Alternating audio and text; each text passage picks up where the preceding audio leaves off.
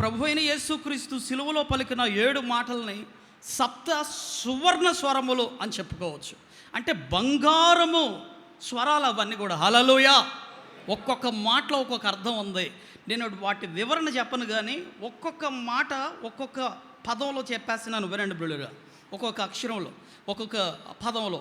క్షమాపణ మొదటి మాట, రెండవది నిరీక్షణ, మూడవది ఆదరణ, నాలుగవది ఆవేదన, ఐదవది తృష్ణ, ఆరవది సంపూర్ణ, ఏడవది సమర్పణ. వీటి వివరణ చెప్పను. మీకు ఎవరికైనా ఆసక్తి ఉన్నవాళ్ళు మీరు వచ్చి అడిగితే దాని వివరణ అంతా చెప్తాను. దేవుని బిడ్డలారా, ఈ సమయంలో ప్రభు అయిన యేసుక్రీస్తు సిలువలో ఆయన పలికినటువంటి 7వ మాట, తండ్రి నీ చేతికి నా ఆత్మను అప్పగించుకొనుచున్నాను అన్నాడు. దేవుని బిడ్డలారా, మీ పరిశుద్ధ గ్రంథాలు దయచేసి తెరిచి చూడండి.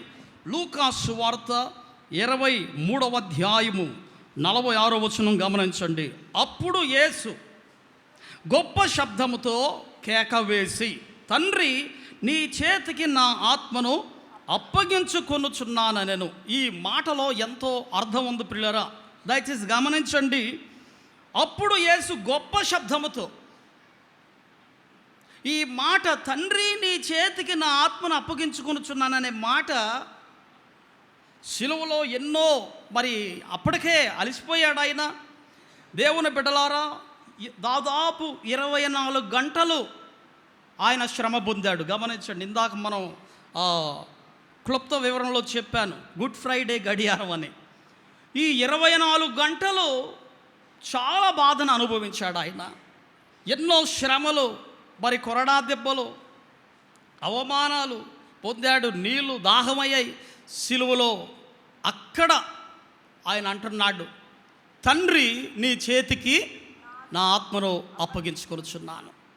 అప్పటికే అసలు అలిసిపోయాడు ఆయన. నిజం చెప్పాలంటే అసలు శక్తి ఉండదు. కానీ అయినప్పటికీ ఆయన అంటున్నాడు, ఆ మాట చూడండి, యేసు గొప్ప శబ్దముతో కేక వేసి, that was a victorious voice. అది మామూలు మాట కాదు, ఒక వీరుడు విజయోత్సవంతో పలికే మాట. హల్లెలూయా. అది ఒక స్పోర్ట్స్ మ్యాన్ అనుకోండి, క్రికెట్లో ఓ మంచి 6 కొట్టాడు అనుకుందాం, ప్రజలందరూ ఏమంటారండి, ఆ బాగా ఇంట్రెస్ట్ ఉన్న ఆసక్తితో చూసిన వాళ్ళు హుర్రే అంటారు. అంటే ఎంతో విజయాన్ని సాధించినట్టుగా ఫీల్ అవుతారు. దేవుని బిడ్డలారా, ప్రభు అయిన యేసుక్రీస్తు కూడా అదే చేస్తున్నాడు. ఇక్కడ ఏమంటున్నాడు, విజయోత్సవంతో పెద్ద కేక వేస్తున్నాడు. ఏమని? తండ్రి నీ చేతికి నా ఆత్మను అప్పగించుకొనుచున్నాను. దేవుని బిడ్డ, ఎంత గొప్ప దేవుడు కదా మన యేసయ్య. ఏమిటి అన్ని 6వ మాటలో ఉంది, సమాప్తమైనది. అన్నీ తండ్రి అయిన దేవుడు ఆయనకు అప్పగించినటువంటి ప్రతి బాధ్యతను విజయవంతముగా ముగించి, ఇప్పుడు అదే విజయవంతముతో ఆయన గొప్ప కేక వేసి, తండ్రి నీ చేతికి నా ఆత్మను అప్పగించుకొనుచున్నాను. ఒక వీరుడు విజయోత్సవంతో పలికే కేక వేసాడండి. దేవుని బిడ్డలారా, దేవుని బిడ్డలమైనటువంటి నీవు నేను కూడా ఎట్టాగా ఉండాలి మన జీవితాలు? బాగా వినండి. చాలా మార్లు నేను చెప్తూ ఉంటా, ప్రారంభంలో గొప్పతనం ఏమి లేదు. ప్రసంగి గ్రంథంలో ఉంటుంది, కార్య ఆరంభము కంటే కార్య అంతము ఇది గ్రహించాలి.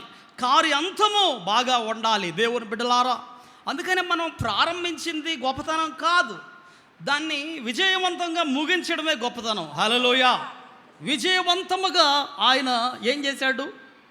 తండ్రి నీ చేతికి నా ఆత్మను అప్పగించుకొనుచున్నాను. ఎంతో విజయోత్సవంతో ఆయన ఒక గొప్ప వీరుడు గెలిచినంత సంతోషముగా ఆయన కేక వేసి పలుకుతున్నాడు. దేవుని బిడ్డ, మరొక సత్యం కూడా మనం చూద్దాం. ఏమంటున్నాడు అక్కడ? చివరిగా తండ్రి అని సంబోధిస్తున్నాడు దేవుణ్ణి. ప్రారంభంలో కూడా అదే మాట అన్నాడు. ఏమన్నాడు? తండ్రి వీరేమి చేయుచున్నారు, వీరు ఎరుగరు కనుక వీరిని.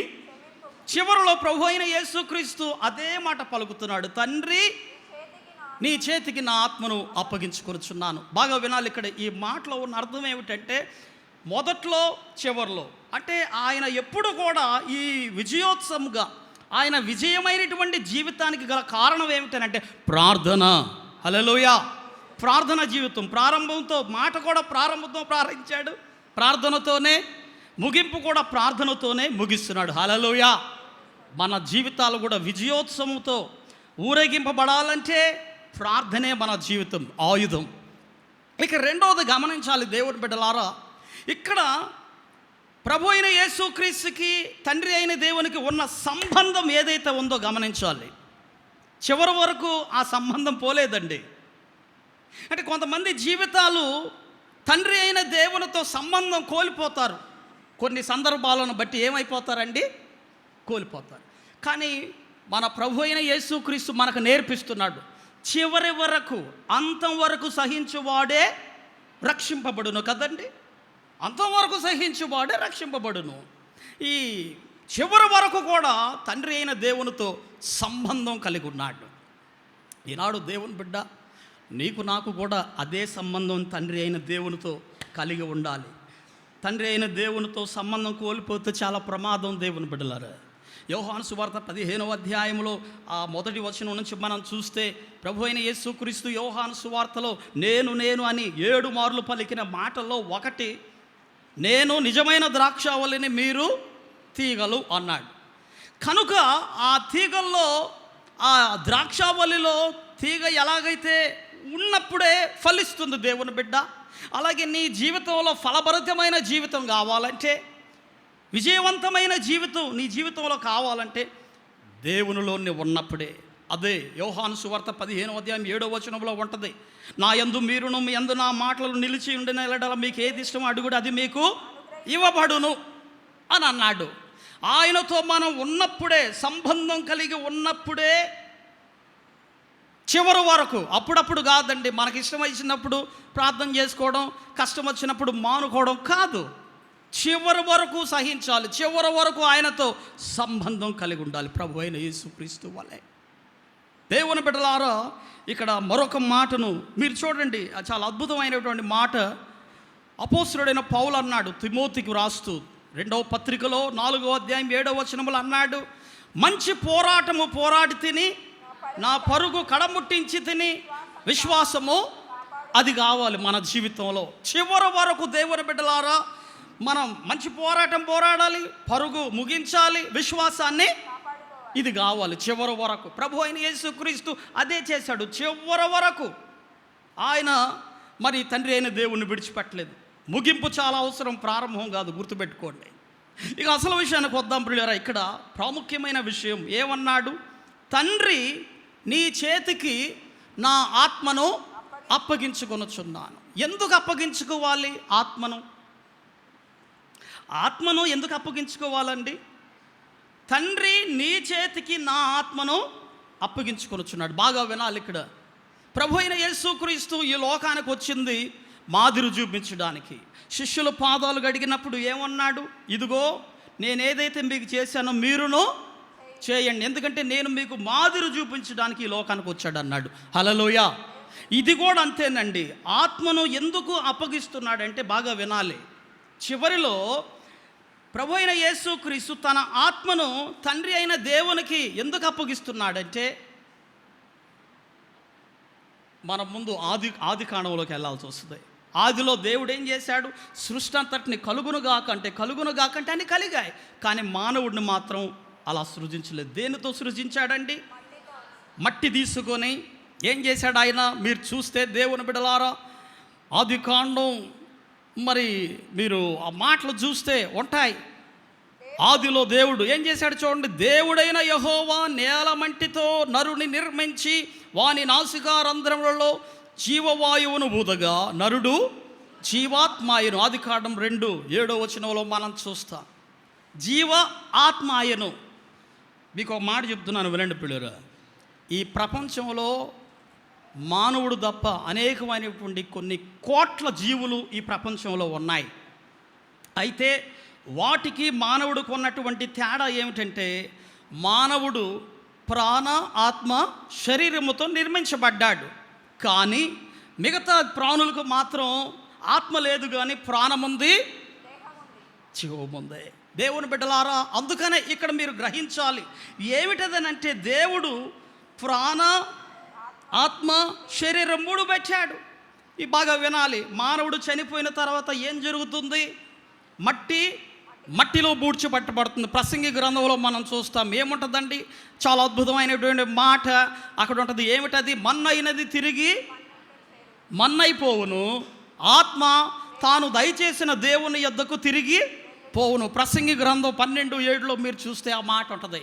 అనగా శరీరాన్ని మట్టితో చేశాడు ఆయన, కాబట్టి మన్నైనది తిరిగి మన్నైపోతుంది.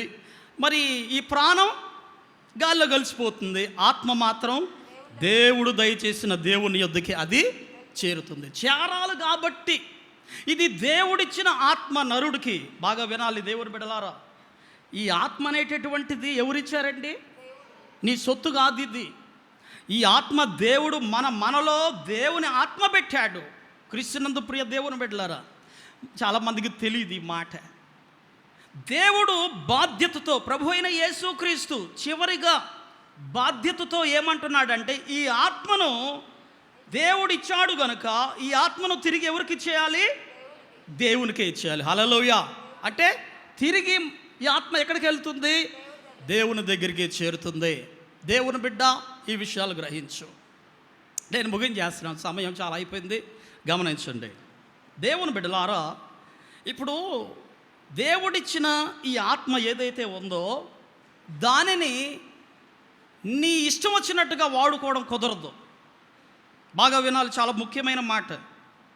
దేవుడిచ్చిన ఈ ఆత్మని ఏం చేయాలంటే పరిశుద్ధపరుచుకోవాలి. హల్లెలూయా. అంటే పరిశుద్ధాత్మతో నింపాలి. ఆయన ఈ గుడిలో ఏం చేయాలి? దాన్ని పరిశుభ్రంగా చక్కగా, దాన్ని ఏ తప్పులు చేయకుండా, ఏ పాపం చేయకుండా. యేసయ్య చేశాడండి ఏమైనా పాపం? ఏమైనా పాపం చేశాడు ఆయన? పరిశుద్ధంగా జీవించాడు. అంటే మన ఆత్మను పరిశుద్ధంగా ఉంచుకోవాలి.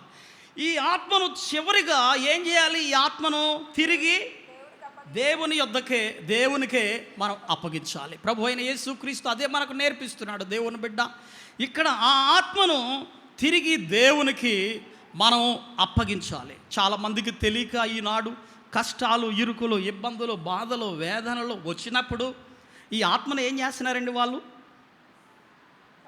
వారు సొంతంగా తీసుకొని ఆత్మహత్య అంటారు కదా, ఆత్మహత్య. ఈ ఆత్మహత్య చేసుకుంటున్నారు. ఎవరిచ్చారు నీకు ఈ అధికారం? ఎవరిచ్చారు అసలు నీకు? ఆత్మహత్య చేసుకుంటే అధికారం ఎవరిచ్చారు నీకు? పరిశుద్ధ గ్రంథంలో 5 మంది ఉన్నారు ఆత్మహత్యలు చేసుకున్న వాళ్ళు. అందులో ఒక వ్యక్తి గురించి చెప్తాను, వినండి. యూదా ఇస్కరియోతు ఉన్నాడు. ఎందుకు నీవు ఆత్మహత్య చేసుకున్నావు? అసలు నీకుందా అసలు అధికారం? బాగా వినండి. ఈ ఆత్మహత్యలు చేసుకోవాలి అనే తలంపు ఎవరు పుట్టిస్తారు అసలు? బాగా వినాలి, సైతానుడే పుట్టిస్తాడు. ఆ బల్లను ప్రభు అయిన యేసయ్య చివరిసారికి ఇస్తున్నప్పుడు, ఆ మొక్క అందుకున్నప్పుడు ఏం జరిగింది అక్కడ? అతనిలో ఎవరు ప్రవేశించారు? సాతానుడు ప్రవేశించాడు అన్నట్టుగా ఆ భాగంలో మనం చూస్తాం. దేవుని బిడ్డలారా, అందుకనే సైతానుడు ఏం చేశాడంటే, యూదా ఇస్కరి చచ్చిపో చచ్చిపో చచ్చిపో, నువ్వు తప్పు చేసావు. మానవుడు తప్పులు చేస్తాడండి, ఎందుకంటే మనిషి కదా, మనిషి కాబట్టి తప్పు చేస్తాడు. తప్పు చేసినప్పుడు ఒక అవకాశం ఉంది. ఏం అవకాశం అంటే క్షమాపణ అడగడం యేసయ్య దగ్గరికి వచ్చి. హల్లెలూయా. ఏమండి, పేతురు తప్పు చేయలేదా? బాగా వినండి, తప్పు చేయలేదా? నీవు 3 సార్లు బొంకుతావు అన్నాడు. లేదు ప్రభువా, నా ప్రాణం పోయినా నేను ఏం చేయను అన్నాడు. ఏం జరిగింది? కోడి కూయక మునుపు 3 సార్లు నాకు తెలియదు అన్నాడు. పాపం కాదు అది. అయితే పేతురుకి ఇస్కరియోతుకు ఉన్నటువంటి తేడా ఏమిటి అని అంటే, పేతురేమో క్షమాపణ అడిగాడు, కన్నీళ్లు విడిచాడు, అయ్యో గుర్తు చేసుకున్నాడు దేవుని మాటల్ని. ఏమండి, ప్రభు అయిన యేసుక్రీస్తుతో 3.5 సంవత్సరాలు జీవించిన యూదా ఇస్కరియోతుకు తెలియదా యేసయ్య క్షమిస్తాడని? ఎంత ఘోర పాపినైనా గుర్తుపెట్టుకోండి, ప్రభు అయిన యేసుక్రీస్తు క్షమించనంత పాపము ఈ లోకంలో లేదండి. ఆయన స్వస్థపరచలేనంత రోగమును లేదు. ఎంత ఘోర పాపినైనా క్షమిస్తాడు. ఆ వ్యక్తి నిజముగా యూదా ఇస్కరియోతు క్షమించయ్యా అని అడుగుంటే క్షమించేవాడు దేవుడు. హల్లెలూయా. కానీ అడగలేదు, ఊరేసుకున్నాడు. అదే పేతురైతే క్షమాపణ అడిగి రక్షణ పొందాడు. దేవుని బిడ్డ, ఒక మాట నేను ముగించేస్తున్నాను, గమనించండి. ప్రభు అయిన యేసుక్రీస్తు చివరిసారిగా ఆయన అన్నాడు, తండ్రి నీ చేతికి నా ఆత్మను అప్పగించుకొనుచున్నాను. కనుక దేవుని బిడ్డ, నీకు నాకు ఆ బాధ్యత ఉన్నది. ఆ పేతురు అంటాడు ఒక మాట, దయచేసి చూడండి, చాలా అద్భుతమైనటువంటి మాట పేతురు రాశాడు. పేతురు రాసిన మొదటి పత్రిక 4:19 చూడండి. పేతురు రాసిన మొదటి పత్రిక 4:19 మనం చూస్తే అక్కడ చాలా అద్భుతమైనటువంటి మాట ఆయన తెలియజేశాడు. ప్రియులారా, 4:19 చూడండి దయచేసి ఏముందో. కాబట్టి దేవుని చిత్త ప్రకారము బాధపడువారు సత్ప్రవర్తన గలవారై నమ్మకమైన సృష్టికర్తకు తమ ఆత్మలను అప్పగించుకొనవలెను. నమ్మకమైన దేవునికి తన ఆత్మను. ఈనాడు దేవుని బిడ్డ, నమ్మకమైన దేవుడు మన దేవుడు, మనం నమ్ముకున్న దేవుడు. మరి ఏం చేయాలి ఇప్పుడు అని అంటే, మన ఆత్మలను ఆయనకి అప్పగించాలి. ప్రార్థన చేసుకుందాం. తలలు వంచండి, కళ్ళు మూసుకొని బ్రదర్, ఎవరట్టి చూడమాకండి. క్రీస్తునందు దేవుని బిడ్డలారా, ప్రభు అయిన యేసు క్రీస్తు చివరి సిలువలో పలికిన 7వ మాటలో, తండ్రి నీ చేతికి నా ఆత్మను అప్పగించుకొనుచున్నాను అన్నాడు. దేవుని బిడ్డ, నీ ఆత్మ మీద నీకు అధికారం లేదు. అది పరుచుకోవాలి నువ్వే. అంతేకాదు, నమ్మకముగా నీవు ఈ ఆత్మను తండ్రి అయిన దేవునికే, నమ్మకమైన దేవునికి నువ్వు అప్పగించాలి. నీ జీవితంలో ఎన్ని కష్టాలు వచ్చినా, ఎన్ని ఇరుకలు వచ్చినా, ఎన్ని ఇబ్బందులు వచ్చినా నీవు ఆత్మహత్యలు చేసుకోకూడదు. గుర్తుపెట్టుకో, నీ ఆత్మను తండ్రి అయిన దేవునికి నువ్వు అప్పగించాలి. అటువంటి మహాభాగ్యం దేవుడు మీ అందరిని ప్రసాదించి, మిమ్మల్ని దీవించి, ఆశీర్వదించి ఫలింప చేయను గాక. ప్రార్థన చేసుకుందాం. మహాగణుడ, జీవము గల తండ్రి, స్తోత్రార్హుడ, పూజనీయుడ, రాజులకు రాజు నాయన, మీకు స్తుతులు స్తోత్రము చెల్లిస్తూ ఉన్నా. ప్రభువా, ఎంతమంది అయితే బిడ్డలు మీ వాక్యం విని నాయన, మరి ఆ 7 మాటలను విని, అవును నాయన, మేము ఈ రీతిగా మేము కూడా మా జీవితాలు మీకు సమర్పించుకుంటాం, మీ కొరకు జీవిస్తామని, మీ వాక్యానుసారంగా నడుస్తామని ఎంతమంది అయితే బిడ్డలు తీర్మానం చేసుకున్నారో, ఒక్కొక్కరిని, ప్రతి ఒక్కరిని మీ చేతులెత్తి దీవించి ఆశీర్వదించమని, మనవులు స్తుతులు లోకానికి త్వరగా తిరిగి రానైనటువంటి నజరేయుడు నిజదేవుడైన యేసు నామమున ప్రార్థించి స్తుతించి వేడుకొంచున్నాం తండ్రి.